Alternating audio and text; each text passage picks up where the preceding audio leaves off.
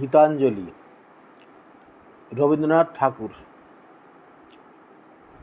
মরণ যেদিন দিনের শেষে আসবে তোমার দুয়ারে, সেদিন তুমি কি ধন দিবে ওহারে। ভরা আমার পরাণখানি, সম্মুখে তার দিব আনি, শূন্য বিদায় করব না তো উহারে, মরণ যেদিন আসবে আমার দুয়ারে। কত শরৎ বসন্ত রাত, কত সন্ধ্যা কত প্রভাত, জীবন পাত্রে কত যে রস বরসে, কতই ফলে কতই ফুলে, হৃদয় আমার ভরি তুলে, দুঃখ সুখের আলো ছায়ার পরশে।